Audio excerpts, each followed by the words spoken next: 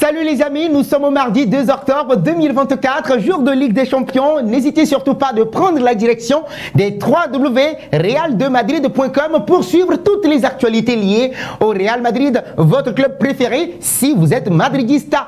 Aussi, la plateforme Real de Madrid sur Facebook, Real de Madrid AS ou bien Real de Madrid sur YouTube pour avoir toutes les informations relatives au Real Madrid. Et nous nous intéressons à l'Afrique, au transfert, au mercato. Ça va commencer en République démocratique du Congo. Deux événements majeurs dont on va vous parler. D'abord, Issama Mpeko au FC Lupopo, la dernière pièce du puzzle. Son avenir s'écrit justement avec les jaunes et bleus, puisque selon les informations de nos confrères de footrdc.com, l'ancien de Vita Club est proche de rejoindre le FC Lupopo. Le nouvel entraîneur du club de l'Outre-Tunnel a fait du joueur de 35 ans sa priorité. Donc, Lucky Imael a coché son nom sur sa liste pour renforcer la ligne défensive. Alors, selon toujours les informations de nos confrères, précision de taille ou information additive, eh bien oui, il n'a pas fait le déplacement, il ne s'est pas du tout entraîné justement pour le déplacement à Kolwezi pour affronter le FC Blessing. Et donc pour l'instant, les deux clubs n'ont pas encore trouvé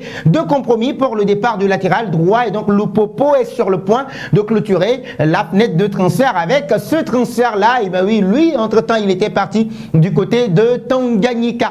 Autre information par rapport au mercato, toujours cette fois-ci officiel, c'est cet homme, Elie Mpanzu, qui débarque en Tanzanie. Très belle pioche, très bon joueur, finesse technique, facilité de dribble. Malheureusement, son aventure justement au niveau de la Belgique n'a pas du tout été des plus satisfaisantes justement. Et là maintenant, il revient en NBC Premier League et s'engage pour 2 saisons avec le club évoluant en NBC Premier League. Il s'agit du Simba SC pour la phase de groupe. Ils sont qualifiés pour la phase de groupe, le club rouge et blanc. Donc c'est une très belle opportunité pour Elie qui va maintenant continuer par progresser. Lui qui a subi beaucoup depuis très longtemps la drague ou bien les avances du Simba SC. Nous quittons justement la République démocratique du Congo et nous allons au Burkina Faso avec les talents.net Premier League 2024-2025. Dango Ouattara ouvre son compteur but et c'est une bonne nouvelle dans la mesure où il y a les éliminatoires qui arrivent à grands pas pour la prochaine trêve internationale. Lui, il avait vu déjà son but refusé lors de la précédente journée, donc l'attaquant international burkinabé a pu enfin débloquer son compteur but. Il a inscrit le deuxième but de l'AFC Bournemouth à la 32e minute sur une passe décisive de Lewis Cook en embuscade dans la surface de réparation. Dango a marqué un but de renard de surface et pris une part active justement à la victoire 3-1 des Cherries. Nous quittons le Burkina Faso, nous mettons le cap sur le Mali. Match Mali nous parle justement des tout jeunes Sénégalais, encore une fois qui démontrent leur suprématie dans leur catégorie sur le continent, bien dans leur zone. Les U20 sénégalais du Sénégal, bah oui, on va le préciser, répétition, c'est vrai, sont de vrais champions. Samedi 28 septembre dernier, au stade Samuel Doe de Monrovia, le Sénégal a disposé de la Sierra Leone 2-0 en finale. Si les deux pays sont qualifiés pour la phase finale de la CAN U20, prévue en 2025, signalons que le Sénégal se succède à lui-même pour le titre de champion de l'UFOA et dire que le Sénégal est également champion sortant du CHAN ou bien de la CAN U20 de la catégorie. C'est une magnifique prestation. U20, mais là, toujours mauvaise nouvelle. Mauvaise nouvelle pour le Gabon. Le Gabon qui ne s'en sort toujours pas. 2 ans d'inactivité. Bah oui, le sportif, l'information juste et vérifiée, nous en parle. Fin du bricolage pour les Panthères. Bien que certains optimistes aient cru que le scénario de la Fatchi Cup de l'année dernière en République démocratique du Congo se reproduirait de l'autre côté du fleuve. Et bien oui, la sélection nationale U20 du Gabon a subi samedi dernier à Brazzaville son 2e revers consécutif dans le tournoi. Cette fois-ci face au Cameroun, un but contre 3. Déjà, ils avaient été battus par la Centrafrique 2-1 et donc éliminés de la compétition. C'est une triste conclusion à une aventure qui remet en question un mode opératoire, improvisation, désormais obsolète. Et donc, contrairement aux autres équipes, celle du Gabon s'est présentée à ce tournoi sans réelle certitude ni ambition. Donc, l'équipe avait été constituée dans l'urgence en raison de l'absence de compétition domestique. Et là, vous pouvez également comprendre cela. Le Bénin, Megasport nous parle justement de la FECAFOOT et la sanction infligée à Samuel Eto'o, fils de 6 mois de toute activité liée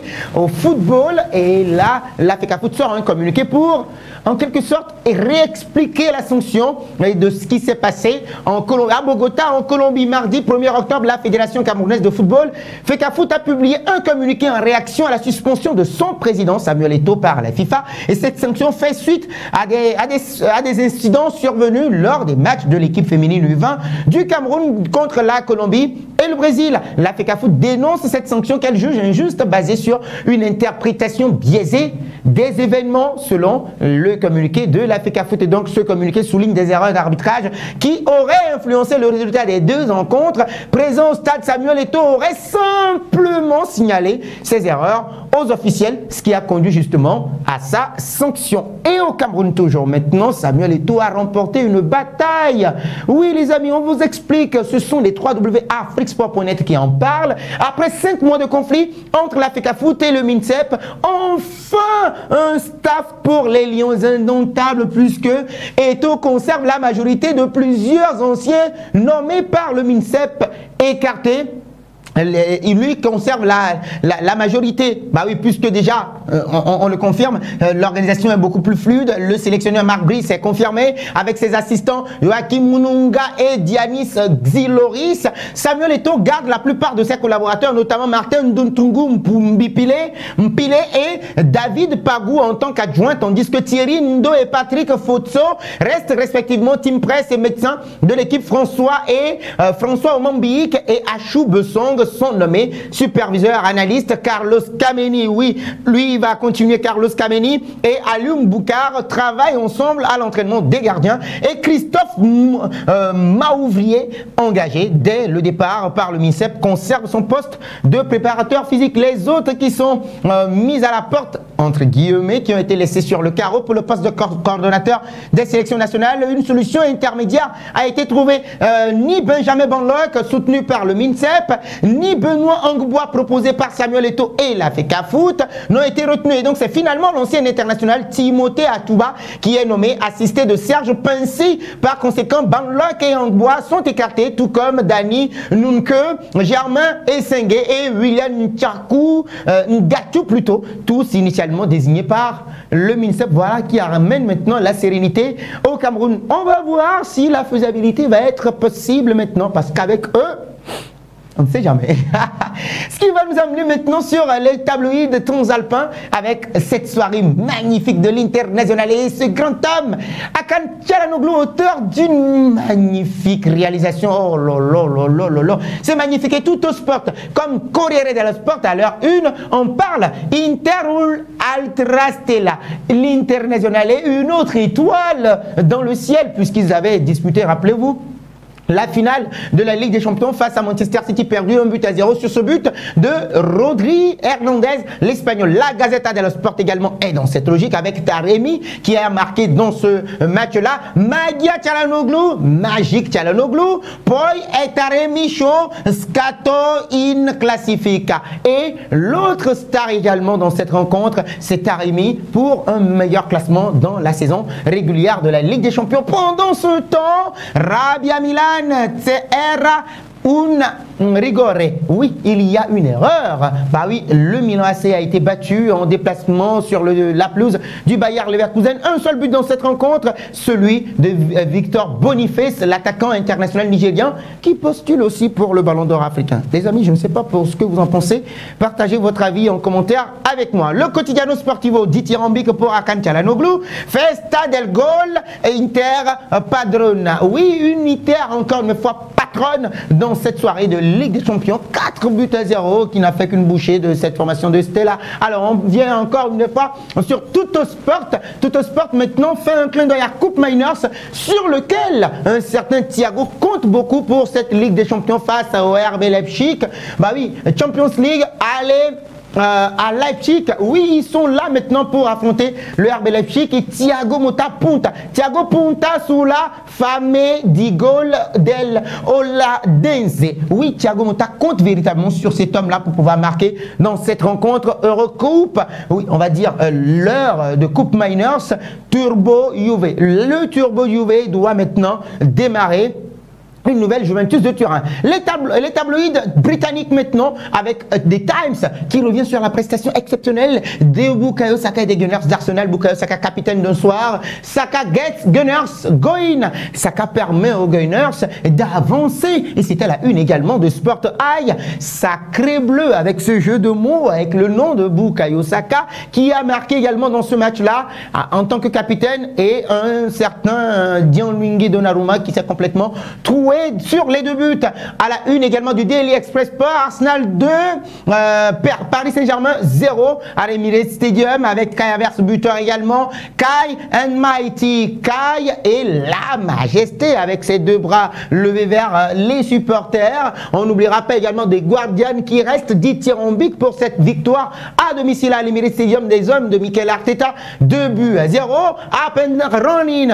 debout et en courant tout simplement. Des Daily, des Télégraphes également, toujours avec Bukayo Saka. We are the special ones. Nous sommes les spéciaux, ou bien les hommes spéciaux, l'équipe spéciale. French kiss avec le bisou, oui, bisou français pour les Gunners devant, avec Kai Havertz buteur et Bukayo Saka qui permettent justement aux hommes de Mikel Arteta de l'emporter 2 buts à 0 dans cette rencontre-là. Et c'était la une également de The Sun Sport et qui en parle. Arteta Stars Flying Kai High.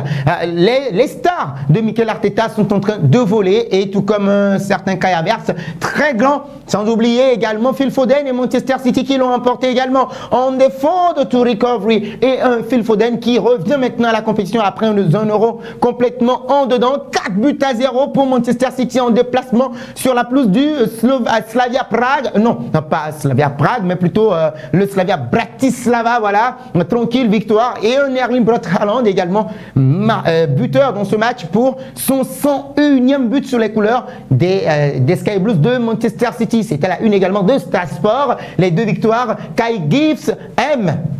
The French kiss off. Kai Havertz offre le bisou aux Français, justement, le Paris Saint-Germain d'un certain Luis Enrique qui n'aura jamais existé dans ce match-là. Bratislava a bu la tasse jusqu'à la Ligue, tout simplement 4 buts à 0 des hommes de Pep Guardiola. À la une également de Mirosport, on en parle. Have someone like that, oui, avoir un truc de ce genre. Kai Havertz qui a inspiré les Gunners de pouvoir l'emporter 2 buts à 0. Alors ici, en France, on est dépité, on est apathique, on ne comprend pas véritablement un certain Luis Enrique, le système tactique qu'il met en place après avoir écarté Ousmane Dembélé.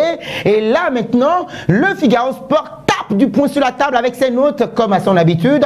Bah oui, Gianluigi Donnarumma qui s'est trouvé d'abord dans sa première sortie face à Kai Havertz. 2,5 sur 10 pour Gianluigi Donnarumma. Les notes du Paris Saint-Germain Arsenal, les limites de Donnarumma. Barcola est doué inoffensif. Découvrez les notes des acteurs parisiens après leur défaite de but à 0 sur le terrain d'Arsenal mardi lors de la 2e journée de la Ligue des Champions. À la une de l'équipe également, on en parle. Magnifique festival des Brestois, sans oublier également le Paris Saint-Germain qui a également déchanté. Et mais eux, ils sont magnifiques. Ils ont signé à Salzbourg leur 2e succès en Ligue des Champions, d'abord dominé. Ils ont ensuite étrié leurs adversaires en seconde mi-temps du grand art. Parle-t-on Brest, c'est le Brésil. Ah oui, vous l'aurez compris tout simplement. Magnifique prestation des hommes des Brestois justement. 4 buts à 0, c'est tout simplement étincelant pour une équipe qui découvre la Ligue des Champions, qui mange à la table des grands. Alors, Marca au niveau de l'Espagne, c'est là que nous allons terminer. Sin Tregua, oui, sans repos pour les équipes madrilènes. D'abord, le LOSC qui accueille le Real Madrid assure en live, commenté sur la plateforme Real de Madrid. Prenez rendez-vous avec moi YouTube et puis Facebook en même temps. N'oubliez pas les www.realdemadrid.com et puis le Benfica Lisbonne qui attend véritablement l'Atlético de Madrid dans ce déplacement à 19h aujourd'hui pour la Ligue des Champions. Alors, El Cholo Diego Simeone revient sur ses propos. Il dit, je ne reviendrai pas, je ne changerai absolument rien dans mes propos. Alors, Simeone insiste en condenar la violencia y también en pedir una sanción para Courtois. Alors, il condamne véritablement les comportements de violence des supporters de l'Atlético de Madrid, des Rojiblancos, mais insiste toujours que Thibaut Courtois également reçoive une sanction et il ne compte pas revenir sur ces déclarations. Alors, selon vous, Thibaut Courtois doit-il être sanctionné lui aussi après avoir sanctionné ceux des Rorri Blancos? Les amis, vous partagez vos avis en commentaire avec nous. Le Mundo Deportivo s'occupe du FC Barcelone qui se venge justement de cette formation. Modeste et faible formation, on va le dire ainsi. Modeste et faible formation. 5 buts à 0, les amis. Il n'y a rien à dire. Le Barça l'a emporté au stade Montjuic. 5-0 face aux Young Boys. Les Suisses n'ont jamais existé dans cette rencontre. Ils n'ont jamais existé. Une formation très apathique. À Platzer, oui, avec un certain Rafinha, homme du match dans cette rencontre, et Robert Lewandowski, c'était la une de Sport. Goleada des Champions. Les champions gagnent. Oui, maintenant pour se refaire, après la première défaite en déplacement sur le Rocher face à l'AS Monaco, le Barça offre une manita à son public devant cette Ligue des Champions qui est très attendue par les hommes dans Dieter Flick.